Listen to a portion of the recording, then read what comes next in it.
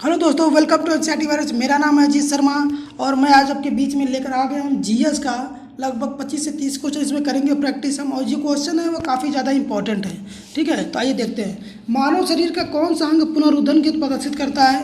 तो पुनरुत्थान कौन सा अंग प्रदर्शित करता है? तो यहाँ पर हो जाएगा डी वाला। यकृत जो है वो लीवर जो होता है पुनरुत्थान प्रदर्शित करता है। इसके बाद आ जाता है अगला क्वेश्चन, मेट्टूर बांध किस नदी पर बना हुआ है? मेट्टूर बांध किस नदी पर बना हुआ है? तो ये जो बना हुआ है कावेरी नदी में बना हुआ है। जल्दी जल्दी क्वेश्चन करेंगे ताकि ज़्यादा से ज़्यादा क्वेश्चन को हम लोग यहाँ पे कर सकें। अगला क्वेश्चन है, पिग्मी जनजाति कहाँ से जुड़ी हुई है? पिग्मी जो जनजाति है वो कहाँ से जुड़ी हुई है? पिग्मी जनजाति कहाँ से जुड़ी हुई है? तो ये जो जनजाति है वो अफ्रीका की जनजाति है। ये अफ्रीका के हैं पिग्मी जनजाति, अफ्रीका में। ठीक है, अगला क्वेश्चन है, निम्नलिखित में कौन सी नदी हिमाचल प्रदेश से होकर प्रभावित होती है? तो यहाँ पर देख लीजिए, चौथे का झेलम नदी की बात हो रही है जो कहाँ से प्रभावित होती है? ये हिमाचल प्रदेश से होकर प्रभावित होती है। अगला क्वेश्चन, निम्नलिखित में से कहाँ की खानों से हीरा निकाला जाता है? निम्नलिखित में से कहाँ की खानों से हीरा निकाला जाता है?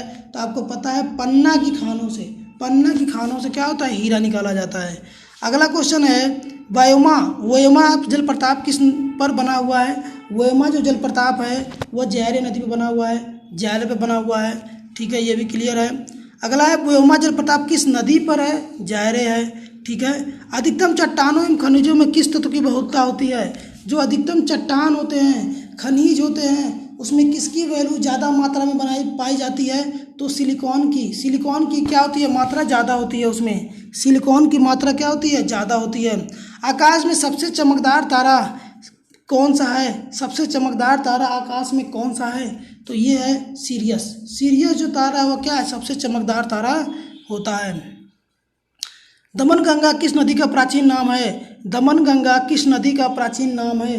किस नदी का प्राचीन नाम है? तो ताप्ती नदी का ये क्या है? प्राचीन नाम है। दमनगंगा ताप्ती नदी का प्राचीन नाम है। निम्नलिखित में से किस ग्रह का सूर्य से परिभ्रमण काल अधिकतम है? निम्नलिखित में से किस ग्रह का सूर्य से परिभ्रमण काल अधिकतम है? बुध, पृथ्वी, मंगल, इनमें से कोई नहीं। बुध, पृथ्वी, मंगल, इनमें से कोई नहीं। तो यहाँ पर आंसर हो जाएगा मंगल का। मंगल का क्या है? परिभ्रमण काल है। भारत का सबसे बड़ा ग्लेशियर कौन सा है? तो पुंडावारी है, पुंडारी है, गंगोत्री है, यमुनोत्री है। कौन सा है? तो ये सारे गलत हैं। आपका सही आंसर हो जाएगा सियाचिन है। सियाचिन जो सबसे बड़ा ग्लेशियर। ग्लेशियर क्या होता है? पहाड़ों, यानी ऐसे पहाड़ से बर्फ़ पर ढके होते हैं, पहाड़ों वाला बर्फ़ वाला पहाड़ जिसे बोल सकते हैं, तो सियाचिन है। ठीक है, इसके बाद अगला क्वेश्चन है, सूर्य ग्रहण होता है जब? सूर्य ग्रहण कब होता है? सूर्य ग्रहण जब होता है चंद्रमा पृथ्वी और सूर्य के बीच में जब आ जाता है। बी वाला ऑप्शन यहाँ पर आपका सही हो जाएगा। बी वाला ऑप्शन यहाँ पर आपका सही हो जाएगा। नेक्स्ट क्वेश्चन है, राजस्थान नहर को निम्नलिखित नदी से जल मिलता है? यानी राजस्थान नहर को किस नदी से जल मिलता है? तो यहाँ पर गंगा है, यमुना है, सतलज है और सिंधु नदी है। तो राजस्थान नहर को जो जल मिलता है वो किससे मिलता है? सतलज नदी से मिलता है। सतलज नदी से मिलता है। नेक्स्ट क्वेश्चन है, निम्नलिखित में से कौन सा भारत का इकलौता राज्य है जो सिक्किम की सीमा को स्पर्श करता है? सिक्किम की सीमा को स्पर्श करने वाला राज्य यहाँ पर क्या हो जाएगा? पश्चिम बंगाल हो जाएगा। पश्चिम बंगाल हो जाता है। भांगड़ा नांगल बांध निम्न नदी पर है? सतलज, चिनाब, रावी, ब्यास। भांखड़ा नांगल बांध निर्मित है निम्न नदी पर? सतलज, चिनाब, रावी, ब्यास। यानी किस पर है? ये हो जाएगा सतलज नदी पे। सतलज नदी पे है। कपास प्राप्त होता है तने से, पत्तियों से, बीज से, जड़ से। कपास प्राप्त होता है तो कहाँ से? बीज से प्राप्त होता है। बीज से प्राप्त होता है। अगला क्वेश्चन है, उत्तराखंड की राजधानी कहाँ है? उत्तराखंड की राजधानी क्या होती है? उत्तराखंड की राजधानी यहाँ पे देहरादून हो जाती है। सबको पता होगा और कई बार ये पूछा भी जाता है। अगला क्वेश्चन है, भारत के दक्षिण भाग का अंतिम छोर, भारत के दक्षिण भाग का अंतिम छोर कौन सा है? इंदिरा पॉइंट, कैमूर अंतरीय, Pallava point, Chola point. Indira point, Kaimuri अंतरीय, पल्लव पॉइंट, चोल पॉइंट। यानी दक्षिण भाग का अंतिम छोर कौन सा है? तो जल्दी से बता दीजिए। 18 नंबर क्वेश्चन है ये। तो ये हो जाएगा इंदिरा पॉइंट। आपका इंदिरा पॉइंट हो जाएगा। काफ़ी ज़्यादा इंपॉर्टेंट है ये। कावेरी जल विवाद तमिलनाडु और निम्न राज्य के बीच है? तमिलनाडु और किस राज्य के बीच है? तो ये देखिए, कावेरी जो जल विवाद है ये तमिलनाडु और कर्नाटक के बीच में है। जो आज तक चलता आ रहा है, इसमें संधि किया गया है। ठीक है, अब देखिए अगला क्वेश्चन है, वाष्पोत्सर्जन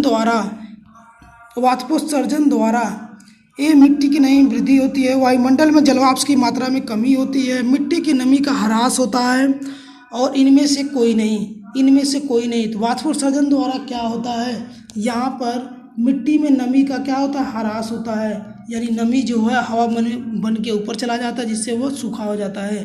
पृथ्वी की आयु ज्ञात करने के लिए की जा सकती है यूरेनियम का निर्धारण, कार्बन का निर्धारण द्वारा, परमाणविक घड़ियों द्वारा, जैव घड़ियों द्वारा। तो अपने वहाँ जो सिस्टम अपनाया जाता है 2000, इसके लिए 21 नंबर क्वेश्चन है, तो यहाँ पर यूरेनियम के द्वारा अपनाया जाता है, यानी ए वाला ऑप्शन यहाँ पर आपका क्या हो जाएगा, सही हो जाएगा। खगोलीय एकक क्या है, खगोलीय एकक है सूर्य के केंद्र से पृथ्वी के केंद्र तक की माध्य दूरी, सूर्य की सतह से पृथ्वी की सतह तक माध्य दूरी, सूर्य से पृथ्वी तक की अधिकतम दूरी, सूर्य से पृथ्वी तक की न्यूनतम दूरी। 22 नंबर क्वेश्चन है, यानी ये हो जाएगा आपका ये, यानी सूर्य के केंद्र से पृथ्वी तक की दूरी, की मध्य की दूरी को खगोलीय एकक कहते हैं। धूमकेतु की पूंछ हमेशा सूर्य से दूर रहती है, धूमकेतु की पूंछ हमेशा सूर्य से दूर रहती है, तो ये क्यों, 100 विक्रम 100 पाउंड के कारण। निम्नलिखित में से कौन ऊर्जा का स्रोत नहीं है, निम्नलिखित में से कौन ऊर्जा का स्रोत नहीं है, देख लीजिए, लकड़ी है, सूर्य है, विद्युत है, कोयला है। इसमें से पूछा गया है कौन ऊर्जा का स्रोत नहीं है, कौन सा ऊर्जा का स्रोत नहीं है, तो विद्युत जो है ऊर्जा का स्रोत नहीं है, इससे हम ऊर्जा लेते हैं।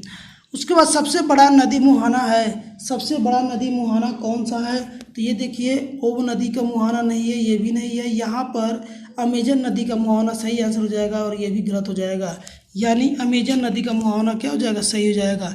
शैलों और खनिजों में, शैलों और निम्न तत्वों की भारी मात्रा में विद्यमान होती है, तो सिलिकॉन होती है, पहले भी हम लोगों ने देख लिया इसको। अगला क्वेश्चन है, भारत में रबड़ का सबसे बड़ा उत्पादक राज्य कौन सा है, तो केरल। केरल में क्या होता है, सबसे ज़्यादा रबड़ पाया जाता है, सबसे ज़्यादा रबड़ कहाँ पे होता है, केरल में होता है। तो ये भी क्वेश्चन काफ़ी ज़्यादा इम्पोर्टेंट है। ठीक है, कई बार लोग गलती से कर्नाटक लगा देते हैं, असम लगा देते हैं, महाराष्ट्र लगा देते हैं, लेकिन यहाँ पर क्या आंसर है, केरल आंसर सही हो जाएगा। इसके बाद जब कोई व्यक्ति निम्नलिखित डैश को पार करता है तो एक दिवस जोड़ दिया जाता है।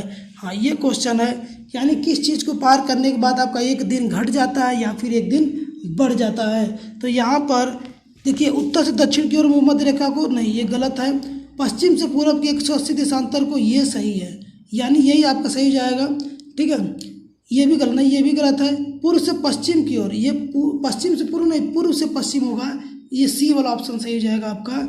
दक्षिण से उत्तर की ओर की भूमध्य रेखा, ये भी गलत हो जाएगा, यानी सी वाला ऑप्शन यहाँ पर आपका सही हो जाएगा। इसके बाद आ जाता है, निम्नलिखित में से किस ऋतु में क्षोभमंडल की मोटाई बढ़ जाती है, तो ये आता है गर्मी के मौसम में, जो क्षोभमंडल की मोटाई है वो बढ़ जाती है ग्रीष्म ऋतु में, गर्मी के मौसम में।